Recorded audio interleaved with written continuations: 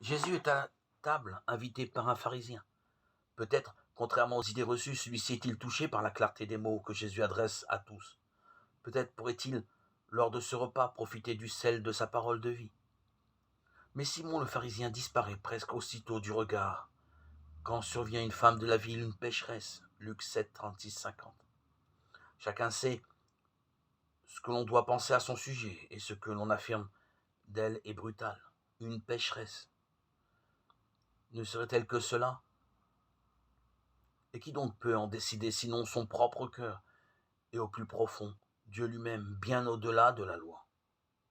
Nous sommes alors focalisés sur les gestes d'une audace folle de cette femme, concentrant sur elle les regards et la préoccupation de tous. Elle a apporté avec elle le meilleur, un flacon d'albâtre contenant un parfum. Mais ce qu'il contient n'est rien à côté d'elle, tout en pleurs, ce qui dépasse toute parole. Se tenant derrière Jésus, elle se mit à mouiller de ses larmes ses pieds, et les essuyait avec ses cheveux, les couvrait de baisers et répandait sur eux le parfum. La loi de la Torah, à laquelle le pharisien est attaché de tout son être, ne tolère pas une telle proximité entre le pur et l'impur, les justes préceptes et le péché. Il est horrifié par ce scandale. Jésus en est conscient, mais laisse faire la femme et adresse aux pharisiens et avec lui aux convives comme un fait divers véritable, une histoire, une parabole. La question qui les occupe est alors déplacée sur un autre terrain. La parabole est précieuse pour cela. Et Jésus ne s'en prive pas. Tous écoutent avec intérêt cette histoire qu'ils comprennent parfaitement. Le treillis est porté à la caricature.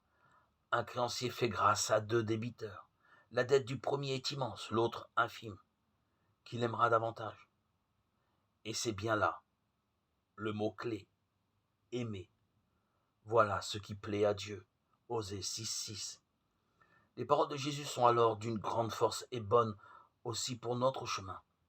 Ses péchés, ses nombreux péchés sont pardonnés, puisqu'elle a montré beaucoup d'amour. Mais celui à qui on pardonne peu montre peu d'amour. Nous voilà alors orientés vers la connaissance de la joie du pardon et appelés à aimer. Qui est cet homme? Se demandent les convives pour parler avec cette force et cette liberté. Une question qui nous habite, nous aussi, et nous habitera toujours. De même que le chemin de foi qu'a tracé avec amour cette femme et que reconnaît Jésus.